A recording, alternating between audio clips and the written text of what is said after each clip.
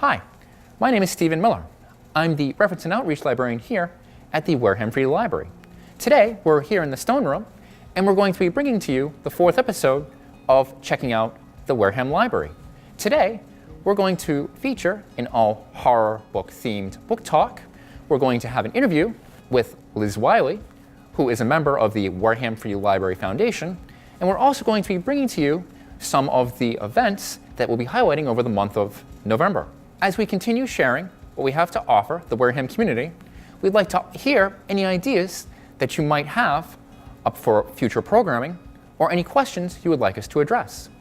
Feel free to give me a call at 508-295-2343 at extension 1012, or you can email me at smiller@salesinc.org.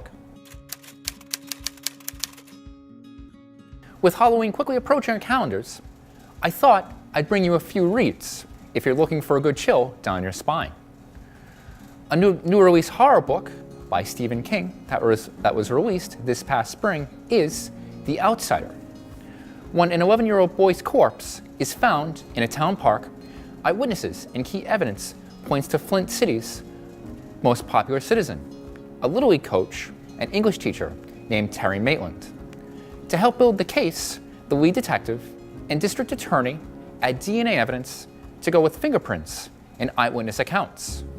As the investigation continues, the horrifying answers begin to emerge, and the story kicks into 5th gear to help generate an intense, high-wire tension act.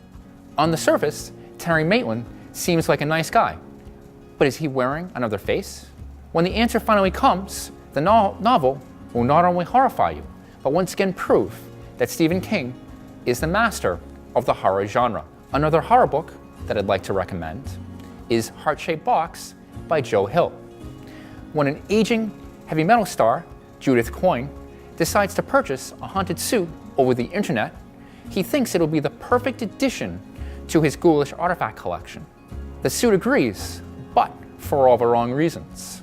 Soon, Coyne finds out that the suit has a mind and ghost of its own, and that it would rather go pillaging through the rock star's personal life than be part of his creepy museum.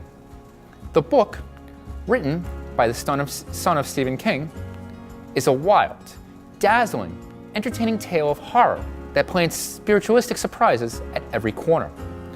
Best-selling author Neil Gaiman has called this book, quote, relentless, gripping, and powerful. The last read that I'd like to bring to you is a true crime novel written by Anne Rule. The name of the book is called The Stranger Beside Me. Imagine being best friends with a serial killer. With a chill that slowly develops over the course of the book, Rule describes her dawning awareness that Ted Bundy, a co-worker of hers in the 1970s on a crisis hotline, was one of the most prolific serial killers in America. Rule draws on her correspondence with Bundy to weave a story that helped describe his magnetic power, his bleak compulsion, double life, and string of helpless victims. It's also a story of a journalist working on one of the biggest stories of her life, in addition to hunting down a mass murderer. As she begins to put the pieces of the puzzle together, a terrifying picture emerges of the man she thought she knew. Kirkus Reviews has called this book, quote, a definitive work of American true crime from America's best true crime writer. Here are some rapid-fire horror suggestions that I'd like to give you. If you're looking for a zombie fiction, try World War Z by Max Brooks, who is the son of famous director Mel Brooks. If you're looking for a good read, try Boy's Life by New York Times bestselling author Robert McCammon. If you're looking for a series, dive into the Odd Thomas series, which can be found in our fiction section by Dean Koontz, and the Joe Ledger series by Jonathan Maybury, which can be found in our young adult section.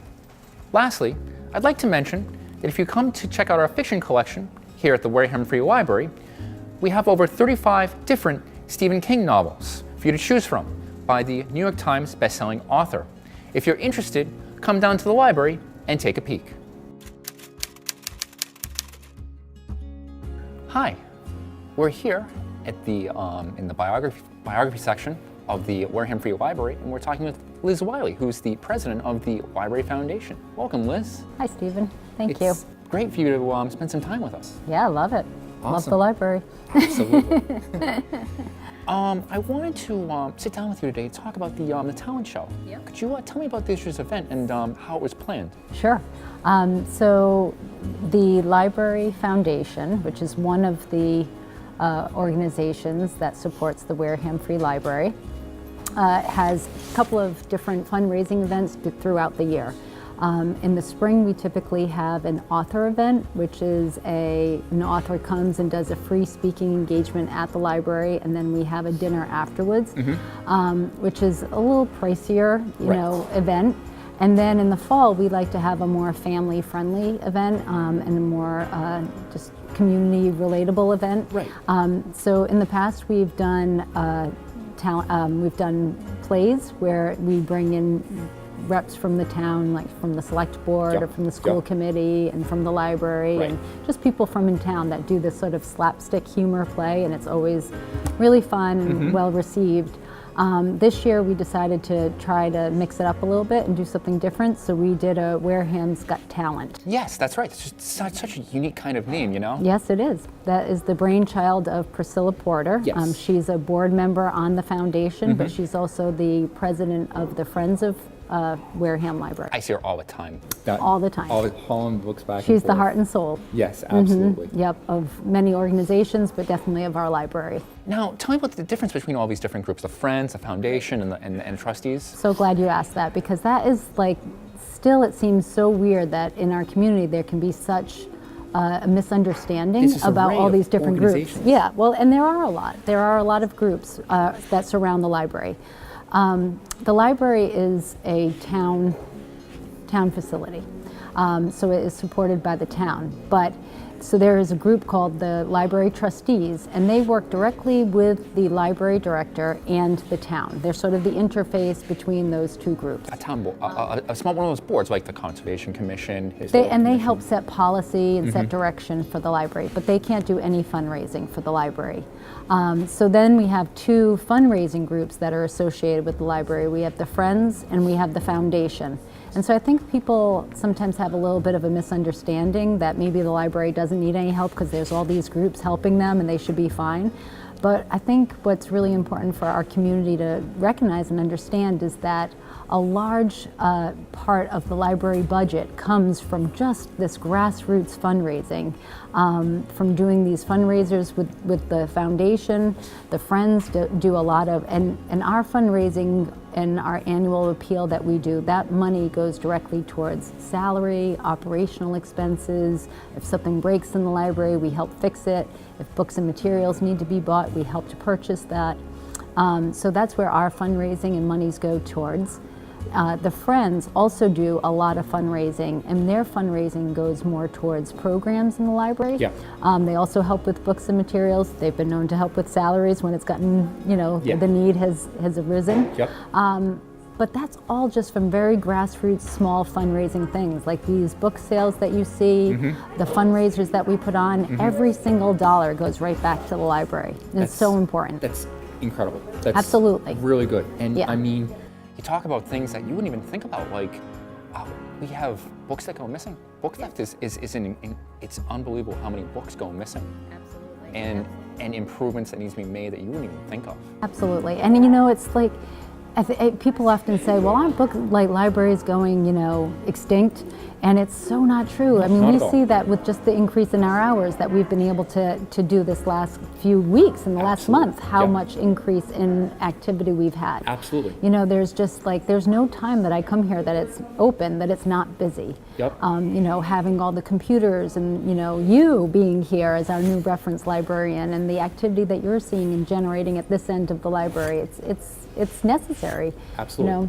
Not everybody has a computer in their home Yep. or a high-speed internet, Yep. and it's a really important community aspect. Absolutely, and you look at surveys and you look at all this data that says that property values around the library increase and how important the modern library is in job creation and all those kinds of People different look things. at when they're about to move into a town. Absolutely. Is the library active? Absolutely. Absolutely. It's so integral to the fabric of the community. Yeah. So tell me, let's talk about the talent show a little bit.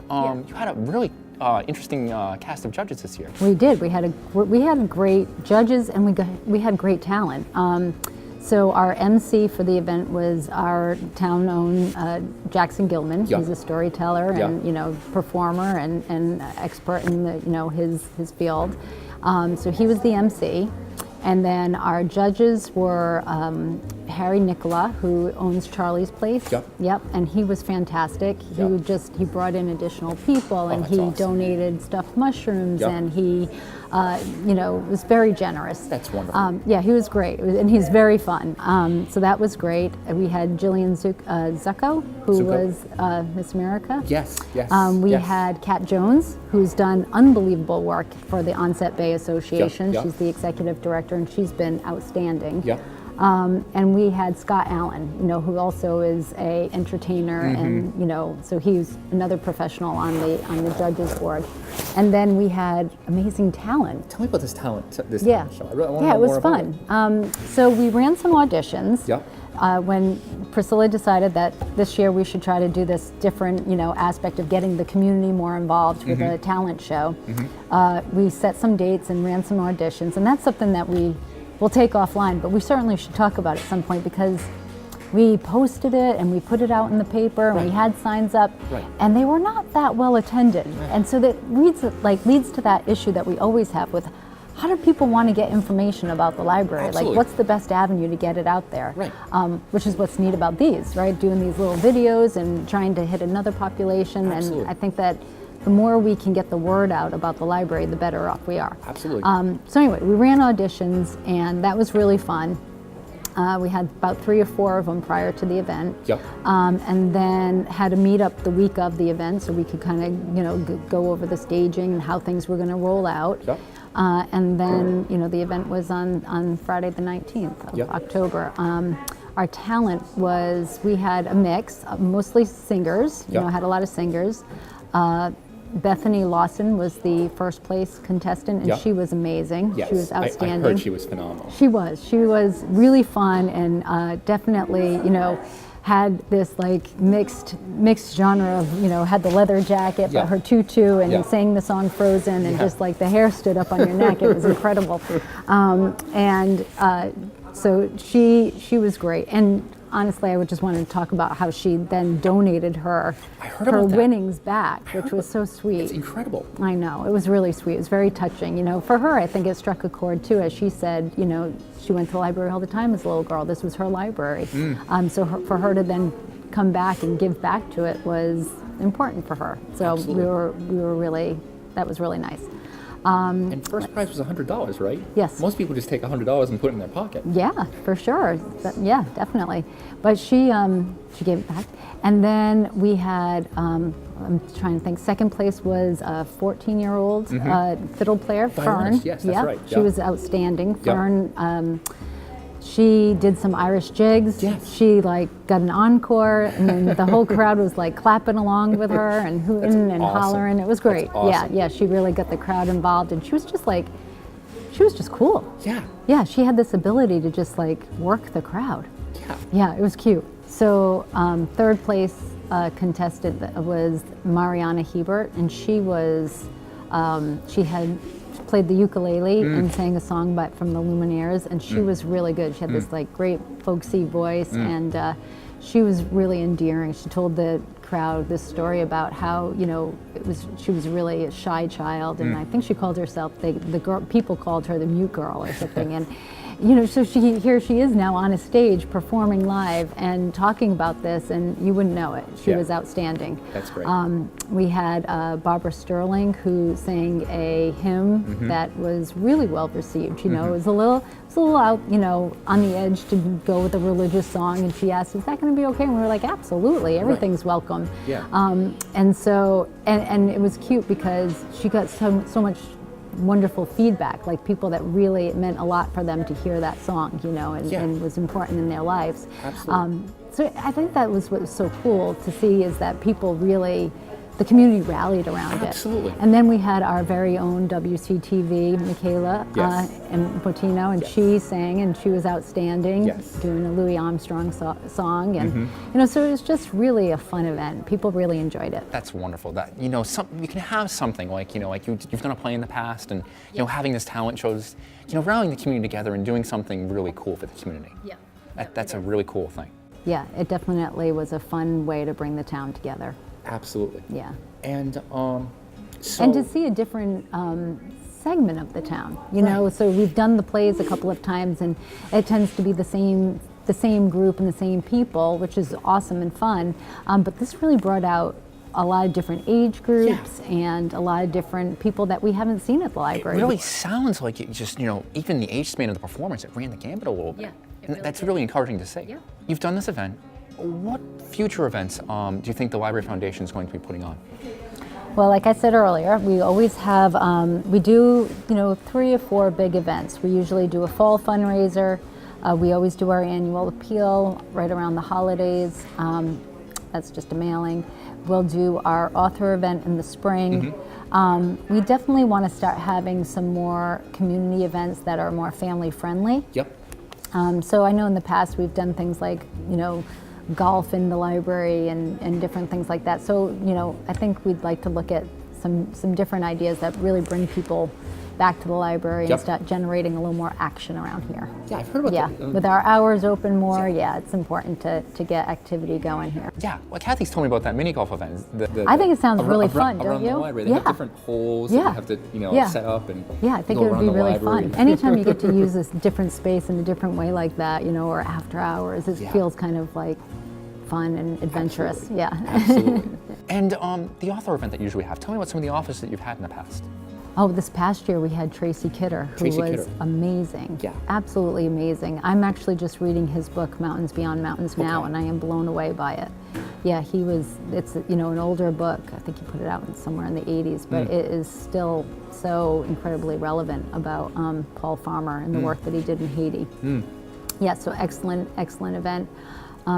We had Anita Shreve in the past. We've had, I'm trying to think of a few. I can't. I think Hank Philip Ryan. Yes. That's Good a name one. Good call. That I just remembered off the top of my head. Yeah. So, so you were really bringing some incredible talent to these events, these fundraising events that you have. Yeah. And what are some of the long-term goals that the foundation wants to try to accomplish with this larger scale fundraising? Well, I think our biggest is being achieved. We will be getting our recertification the beginning of November, and we're all really excited about that. It's been a really long road to bringing that back, and that's about pride in your library. That's about feeling that you have some connection to your community. It's the heart and soul of the community. I think the library really unites so many different people and ages and cultures and diversity, and to not be certified, to have a library that's not certified feels kind of like this stain on us. And so to finally have worked all together, the town, the foundation, the team here, the friends, the trustees, to really come together and work to make this a reality is a great milestone that we're all celebrating together. That's right. And it's, to finally tell patrons, at this reference desk, we can take out that book. For me personally, it's going to be a well, wonderful that's feeling. why I got involved with the foundation. I was,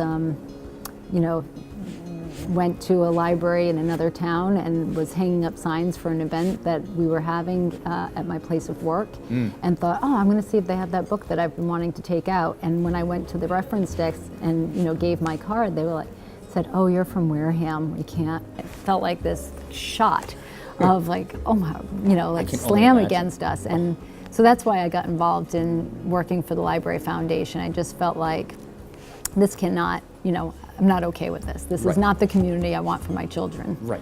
Yeah. Absolutely. Yeah. So it's been a lot of hard work from a lot of people well before me and ongoing. So That's awesome.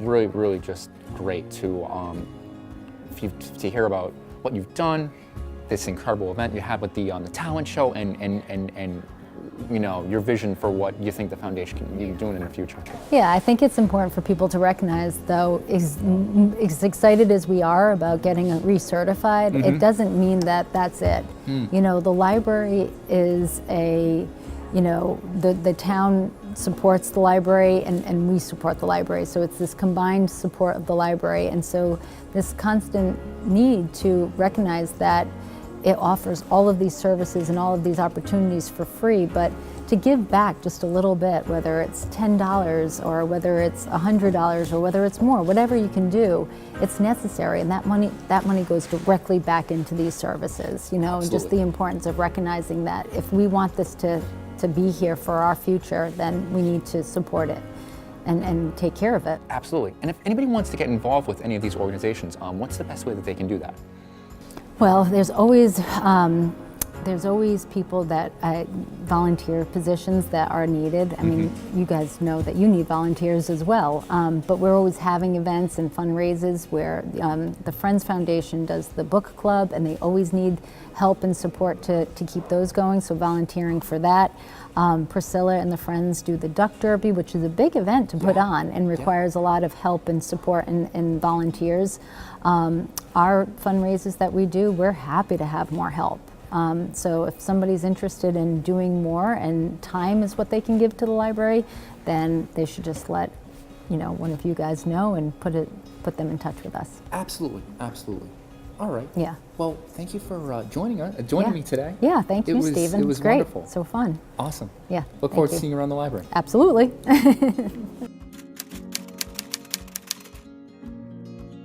Our November calendar is looking pretty busy, but interesting. Here are some events and services that we'll be offering the Wareham community during the month of November. Are you looking for information about the 2018 election? You can see us at the library, where you can view an absentee ballot and check out early voting and precinct information. Or you can head to the Wareham Free Library website, where you can check out information about the candidates and the ballot questions. The holiday season is upon us, and it's time to read up to prepare for all the festivities. Come to the circulation desk and visit our Take a Magazine, Leave a Magazine basket. Popular titles include Family Circle and Bitter Homes and Gardens, which have interesting decorating tips and recipe ideas. The basket also contains some travel and sports-themed magazines as well. The basket is located just to the right of the photocopy machine at the circulation desk. And continuing with the festivities, our next library event will be on Saturday, November 3rd from noon to 2 p.m., which will feature Golden Lane for an Irish music concert. Music will include lively dance music from Ireland, including jigs and reels, in a traditional style, with songs sung in both Irish and English. The group performances are family-friendly and interactive. The Plymouth County Sheriff's Department will also be conducting a prevention program against identity fraud in the meeting room of the library on Monday, November 19th from 2 to 3 p.m. Did you know that 1 in 15 people have recently become victims of identity fraud? And that every 2 seconds, identity fraud happens to someone. With the upcoming holiday season more than a month away, help protect yourself against identity fraud by attending this free program at the library. And lastly, if you're interested in taking basic and intermediate computer classes at the library, you can reach out to myself, the reference librarian, at 508-295-2343, extension 1012, for more information on November classes. Thank you for joining us on Checking Out the Wareham Library. I hope you come down to the library to take advantage of our services and say hello to the friendly librarians who can help you find your next book.